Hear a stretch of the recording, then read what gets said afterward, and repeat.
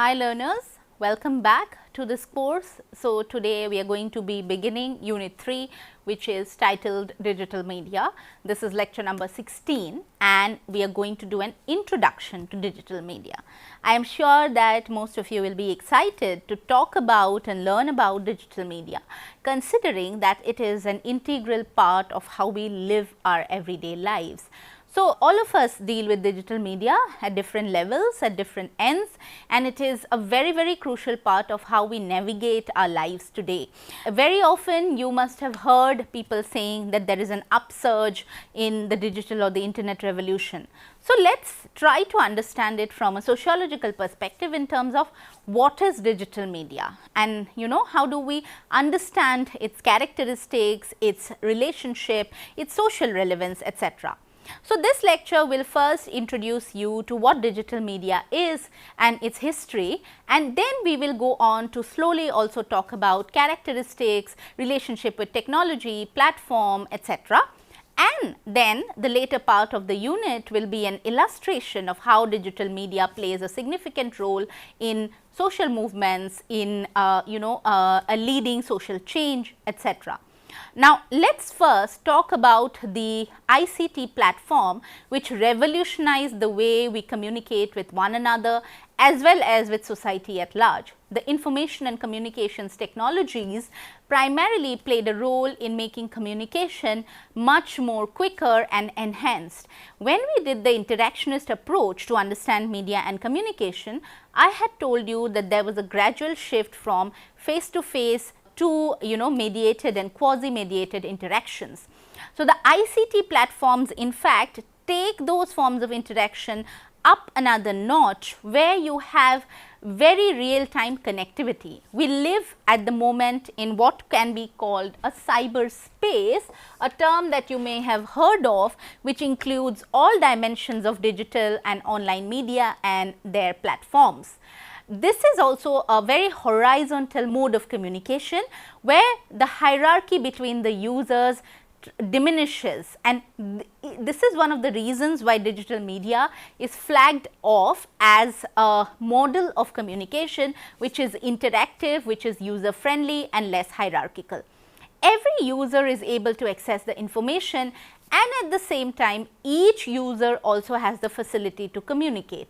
For instance, if you are watching a YouTube live video, you can post a comment which gives you the possibility of communicating with the person on the video and live. The core characteristics of these interactions are primarily what becomes the primary component of the cyberspace. So, this cyberspace enables communication as an extension of the offline human to human interactions. Go back to Marshall McLuhan's understanding of media as an extension of human beings. So, these ICT platforms are primarily an extension of those offline human to human interactions. How many times do we drop off our parents or our siblings or our friends and then go back to communicating with them on a video call or a voice note, etc. So, there is an extension right there of the physical communication. So, what we also see is new definitions of meeting and facing each other in the virtual space emerging. So, today when we say see you soon, that see you soon may not just be physically, it could also be that we have a Zoom call or we have a video call where we see each other. So, the essential element in these cyberspatial social relations is that there is a sharing of information which binds the communities. Let us talk a little bit about this sharing of information. So, when we had the concept of writing letters or posting them, those letters, yes, would be long in nature in many cases, but they would not share the kind of information that we share today on digital media platforms in the cyberspace. For instance, through WhatsApp, people update each other about their point by point locations, what they may have been eating or not eating, etc. What is this? This is a sharing of information which binds people and communities together. In the WhatsApp groups, there is continuous flow of messages, of images, of text, where communication is instant, immediate and continuous. What you see is a sharing of information which is very, very new to how we understand communication. I have been told that when we think about relationships today, a lot of relationships are dependent on communication which is immediate, which is also continuous. But imagine the world when this kind of media did not exist. Did people communicate in the same way when they were in relationships? No. So, what we have is a different kind of understanding of communication. We also have interactivity, and it is a very, very important element of the new media, where it is possible to interact not only with the user interface, but also with others. If you feel lonely, for instance, you can go on to a Reddit fan club, or scroll through a dating app and see how people there are communicating. There is an elimination of the time barrier, and as we had discussed in the interactionist approach, it is a very, very crucial part where even if you live in separate time zones, you can see and meet each other online. This time shifting facility, it enhances a user's involvement in how they are able to interact in the online environment, and people have more control on their online experiences, which allows them to participate at their convenience. So, if I want to watch something, I will watch it later. I will not wait for a 9 p.m. television show which will telecast at 9. I will just watch it in my OTT platform portal at a time when it is more convenient for me. So, the user has primarily more say and more control in these platforms. Now, let us talk a little bit about the characteristics of this cyberspace. The users here, they can't hear in intonation that signals a joke or see puzzled expressions conveying confusion. This is primarily because in computer mediated communication, the possibility of how the body language is communicated, that doesn't exist. It's not, however, true now for digital media platforms, where you can also see body language and gestures. There is also primarily what is the absence of social influence cues and a depersonalization due to the lack of non-verbal involvement. Now, remember that this cyberspace is not only about digital media, but also about computer mediated communication, where some of these lacunae in the form of communication existed, and which is why digital media has bettered those understandings. There was also an absence of simultaneous feedback, which resulted in discontinuous or overlaps. So, in digital media, what you have is, like I said, that possibility of simultaneous conversation and feedback, which did not exist in the computer mediated communication. And the disruption in relevant responses can lead to difficulty in primarily understanding sequential exchanges, and interaction becomes fragmented. For instance, if you think about the email mode of communication, it basically satisfies all these characteristics, primarily that you cannot see puzzled expressions, you cannot understand if a joke is being made, there is a lack of information on how the email is being written, and of course, somebody may or may not respond to the email. So, there is an absence of that simultaneous conversation, there is fragmentation. However, the same thing is not true for a video call or a chat.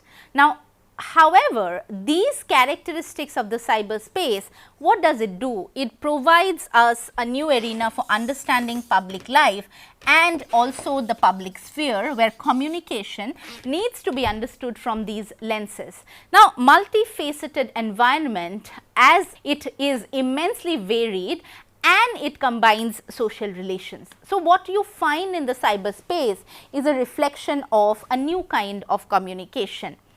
Now, how do we understand this cyberspace better? Jan Fernbach in 1997 looks at the inner view of the cyberspace, which he sees is a repository for collective memory. So, it becomes an archive, it is created for particularly also storing memory. The narrative is created by people living in it, who live and reproduce it in pixels and virtual text. It is an arena of power, it is also in that sense more intimate and almost more imaginable than the public, primarily because you are able to connect with each other. This inner view of the cyberspace is very crucial, where the idea that you can preserve your memories, you can archive them, becomes very significant. However, at the same time, there is an anonymity crisis, where the opportunity to conceal the real offline identity is given in the online world. And primarily you have this idea of self-preservation, where you can be anonymous in the online world when you are even part of a public sphere, but at the same time it could also be a matter of concern, because it is possible for anonymous trolls to attack celebrities, especially women celebrities, for just being women.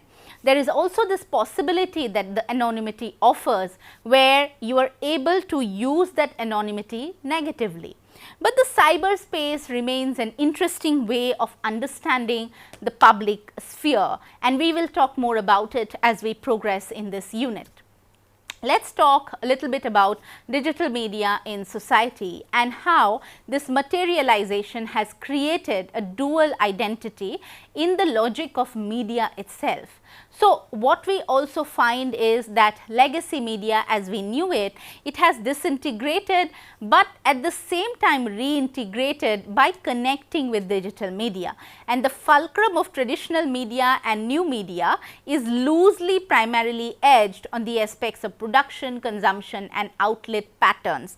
What has happened is that legacy media today cannot ignore digital media, and it has to integrate with forms of digital media to be relevant. Media as an institution has become a space of convergence and also divergence, primarily because you have overlapping characteristics of both the traditional and the new media. Now, this is a theoretical point which we had discussed earlier as well, that when new forms of media and communication come in, they do not completely replace the older ones, it is just that there is coexistence.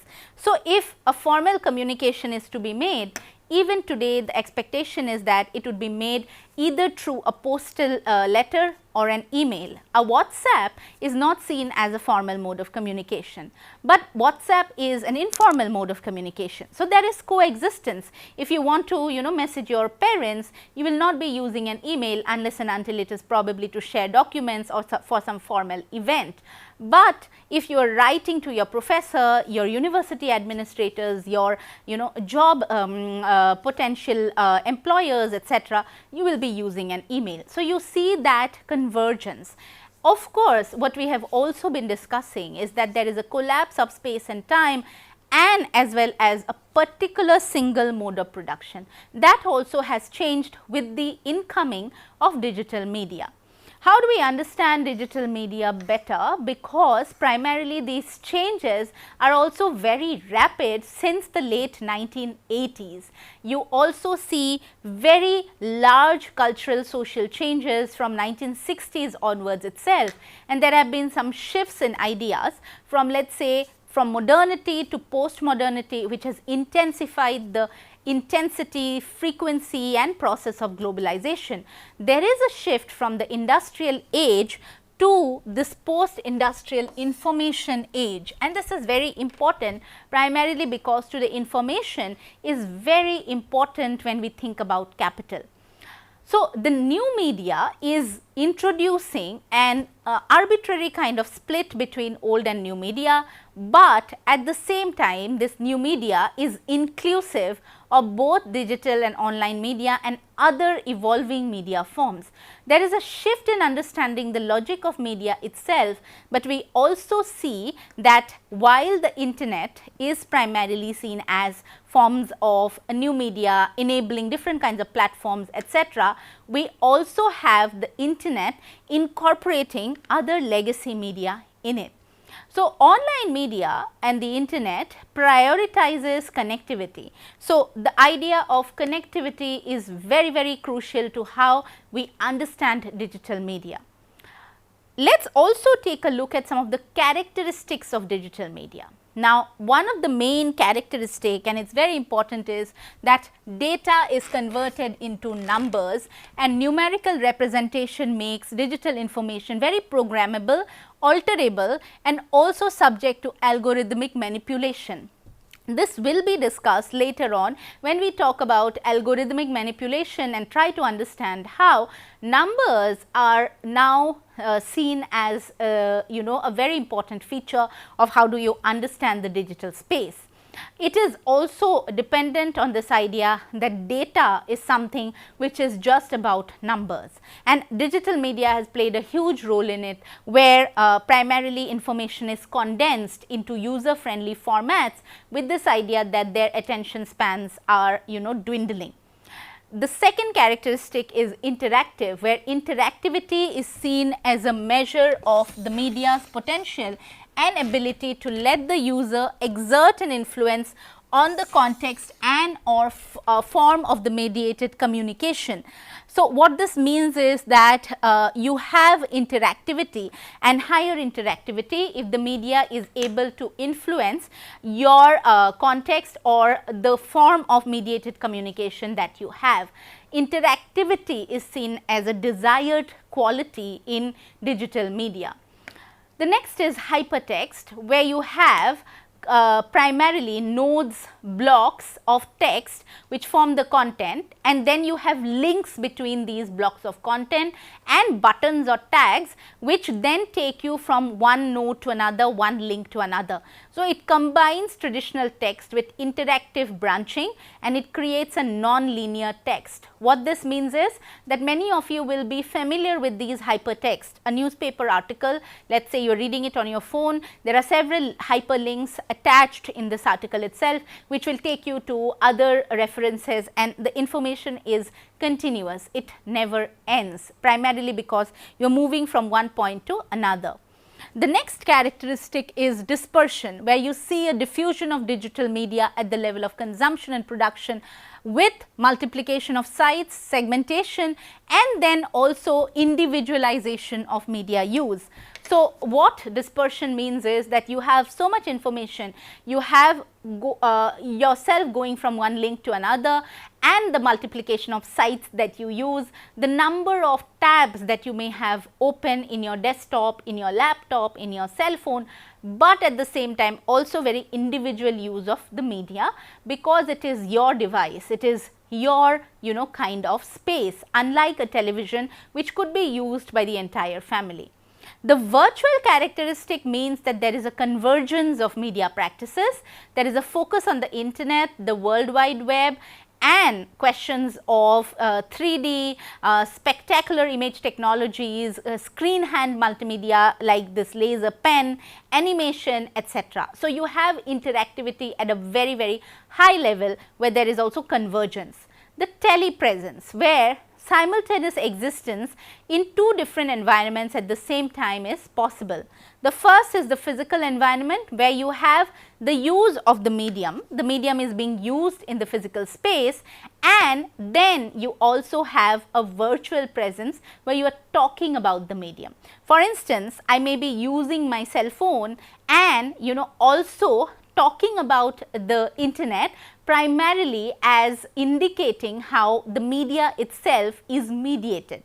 What we also notice is that this is a highly digitized and mediatized environment. So, the characteristic of digital media is rooted in this understanding that there is media within media, there is digitization within mediatization.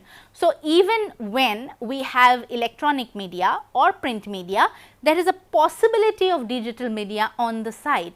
And similarly, even when we have a physical communication, it is possible to have an online communication at the same time. This telepresence, for instance, could also be understood in a way where you may be talking face to face with someone, but also be texting on your phone. Now, yes, it is seen as a disrespectful practice and not encouraged, but it happens, and digital media allows that kind of telepresence where you are able to mediate those two worlds. Now, this relationship between digital media and society is unfolding at a rate and at a scale which a lot of scholars too are not able to process, because the rate of change is so high. When we have moved into a post-industrial information technological age, as Manuel Castells told us, and we did his approach to understanding this information age in society, one of the things that we need to also remember is that change has never been so fast in human history. The industrial manufacturing changes did not take place at the rate that we see digital media evolving at, and this is one of the ways in which we also have to make sense of human history, where we need to understand that change is super fast paced. The understanding of digital media is incomplete without also taking into context the social in which it is a part of. This is something which we will explore in depth when we continue to progress through this unit. So, thank you learners, and I will see you in the next lecture.